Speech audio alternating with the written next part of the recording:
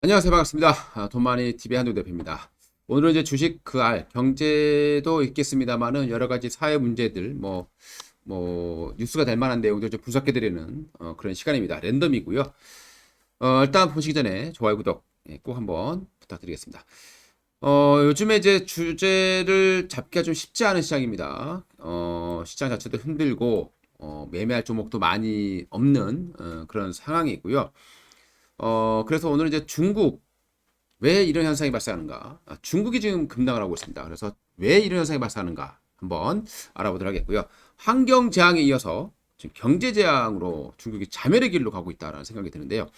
일단 화면을 통해서 중국 그 환경 위기 이번 재앙을 한번 볼게요. 중국 허난성 지역에 어마어마한 지금 홍수가 일었죠. 뿐만 아니라 중국 상해부터 시작해서 지금 난리 났습니다. 거기다 태풍까지 겹쳐지면서 정말 이 멸망하는 거 아니냐 막 이런 어마어마한 자연 지금 재해가 심각한 상황입니다. 이번에 이제 가축이 또 100만 마리가 또 폐사를 해서 전염병이 또 확산될 우려가 있다라는 얘기 나오고 있고요. 여기 보시게 되면 이제 이게 중국의 터널이라고 합니다. 차가 막 수백 대가 어, 침수가 됐고 우리가 보지 못했던 어마어마한 상황들이 최근에 중국에서 발생을 하고 있습니다. 최근에 1년치 비가 사흘 만에 중국에서 또 정서우시에서 발생했습니다. 그리고 또 최근에는 또 이 모래 폭풍인데요. 높이 100m 정도의 모래 폭풍까지 정말 어마어마한 자연재해가 지금 중국을 강타하고 있는 그런 상황입니다. 이것도 있습니다만은 최근에 이제 중국이 굉장히 그 자충수를 두는 그런 모습들이 좀 나오고 있습니다. 일단 어떤 일이 있었는지 한번 우리 알아보도록 하죠. 최근에 중국 증시가 좀 폭락을 했어요. 그 이유를 보게 되면 미중 무역 전쟁은 아니고 최근에 이제 중국에 대한 신뢰, 다시 공산주의로 가는구나라는 게 눈에 훤히 보이는 그런 모습이거든요. 그동안에 이제 중국이 세계 공장 역할을 해왔고, 그로 인해서 우리가 저물가 시대에 살 수 있었어요. 일명 이제 골디락스라는 장세, 경제가 펼쳐졌던 부분들이 바로 이 중국의 공장 역할. 그래서 우리가 제품도 좀 싸게 만들 수 있었고, 그로 인해서 저물가, 저금리, 저유가 이런 부분들을 누릴 수 있다는 겁니다. 이게 이제 좀 이제 어려워지지 않겠느냐라는 그런 우려감이 있는데요. 최근에 이제 중국에서 민간 사업 규제를 하기 시작했다는 겁니다. 이 민간 사업자를 규제한다라는 게 어떤 의미냐? 그냥 업체 하나를 맘만 먹으면 그냥 통째로 날려버릴 수 있다라는 소리가 되겠죠. 그런 위기감을 투자자들에게 심어줬다라는 거. 그러면 중국에서 자금들이 빠져나갈 수밖에 없겠죠. 최근에 중국에서 이제 사교육 기업, 워낙 이제 사교육이 문제되다 보니까 사교육 기업을 지금 이제 완전히 초토화시키는 그런 모습이 있었습니다. 사교육을 전면 금지, 그리고 사교육 업체들은 주식시장에 상장도 못하게 만들고요. 그리고 사교육 업체들을 지금 현재 있는 기업들을 다 비영리 사단으로 바꾸는 그런 작업이 나오고 있습니다. 그래서 이 지금 사기육 시장이 대략 120조 정도 시장인데 이게 문제가 아니라 이것들 자체가 지금 여기에만 국한되는 게 아니라 최근에 텐센트죠. 중국 최고의 우리 빅테크 업체로 알려지고 있는데 텐센트에 대한 반독점 규제까지 하고 있다는 거죠. 즉 음악 독점 판권을 포기해라 이렇게 얘기를 하고 있습니다. 그래서 최근에 텐센트의 주가도 급락을 하는 그런 모습들을 보여주고 있고요. 특히 이제 홍콩에 상장되어 있는 신동판 교육, 이 업체는 중국 최대의 온라인 교육 업체인데 최근에 90%가 폭락하는, 그래서 거의 휘조각돼가는 그런 모습들을 보여주고 있습니다.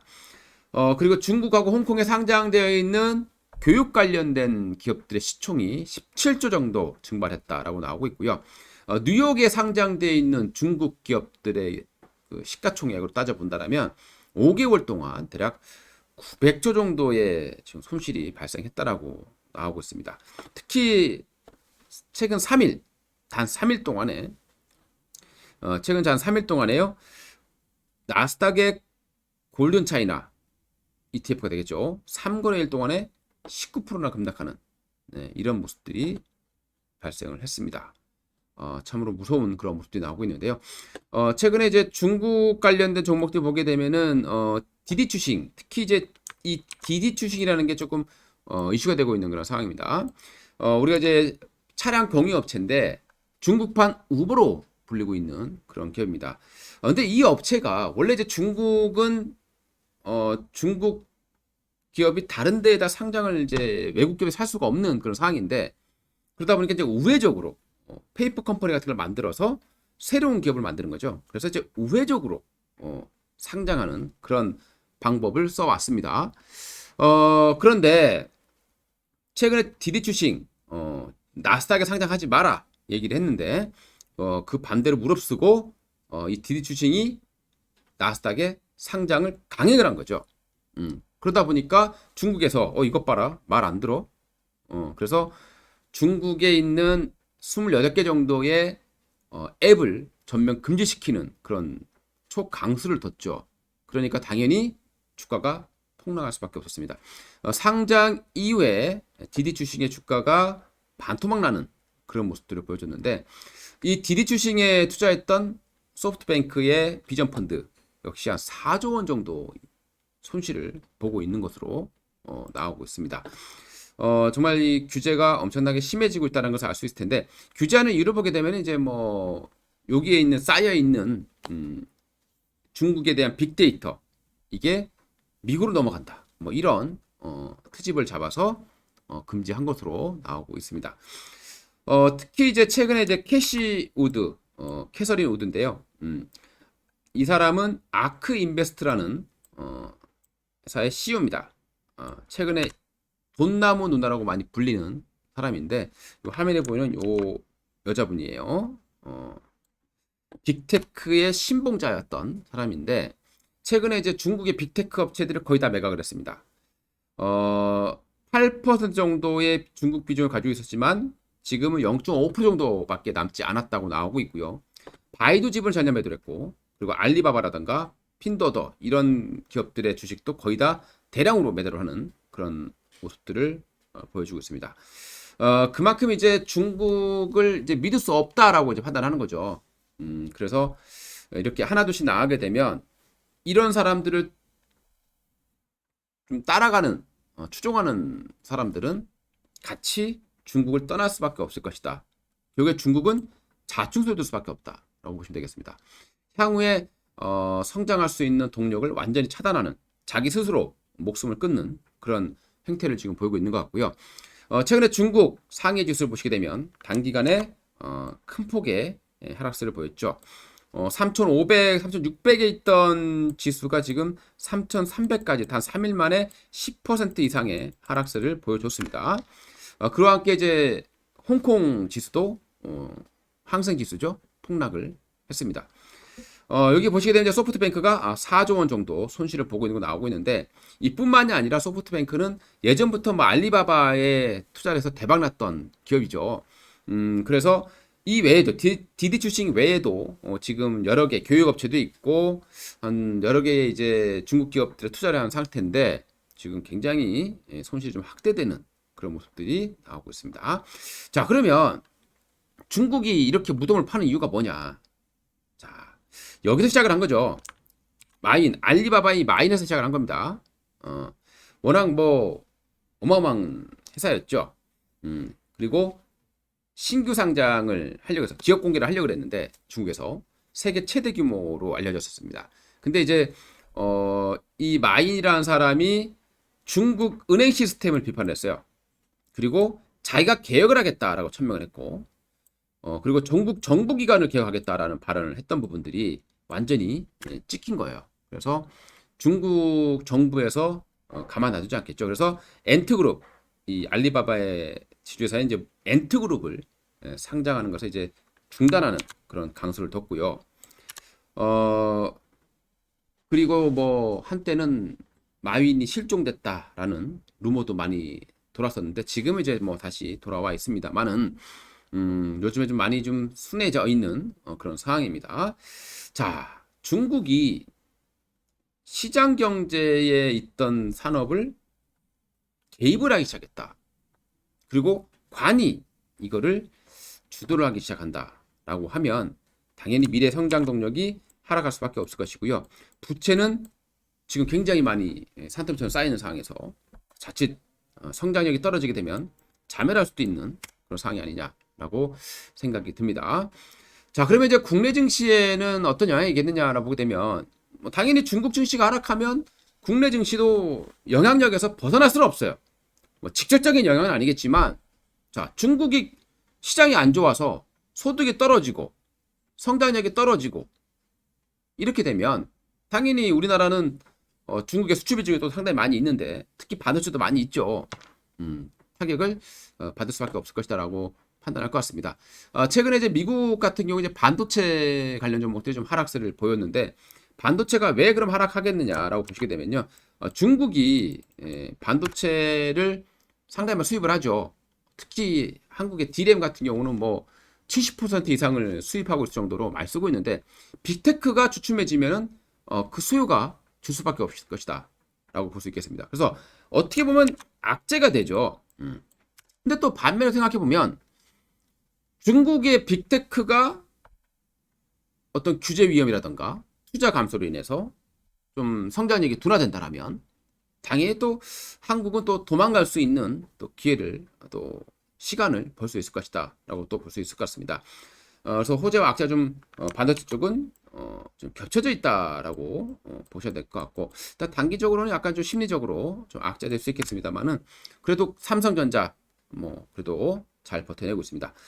소비재에게서는 좀 악재가 될 것 같아요. 소비재 특히 이제 뭐 아모레라든가 LG생활 건강이라든가 이런 이제 화장품과 관련돼 있는 기업들은 조금 좀 악재가 될 수도 있는 그런 상황이다라고 판단이 듭니다.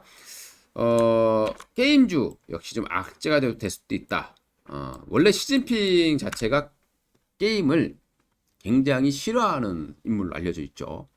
그래서 우리나라 게임뿐만 아니라 중국의 게임에 대해서도 판호를 많이 좀 쉽게 허가를 내주지 않았던 부분이 있었는데 좀 최근에 이제 게임주에서 검은사박이 판호를 좀 허가 받으면서 좀 잘 될까 싶었는데 또 이런 악재가 좀 나왔어요. 근데 이게 이제 게임주에도 이 닥주를 할 것이냐 아니면 교육 하나로 끝낼 것이냐에 따라서 좀 달라질 수 있겠습니다.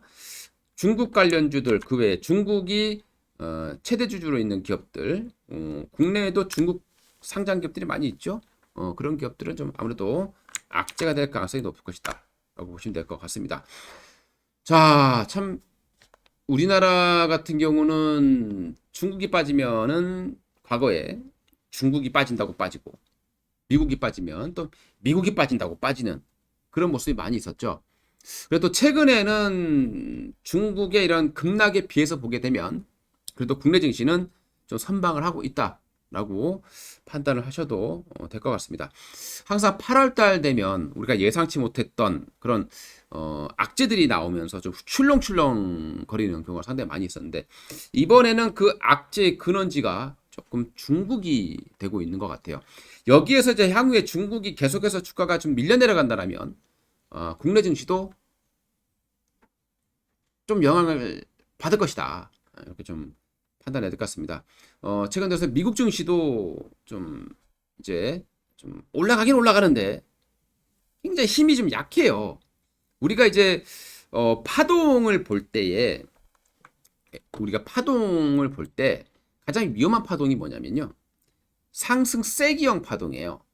이게 뭐냐면 주가가 많이 올라갑니다. 끝없이 올라가요. 올라가는데 여기서 지금 올라가는데 이렇게 올라가고 저점도 이렇게 높아지는 케이스가 되죠.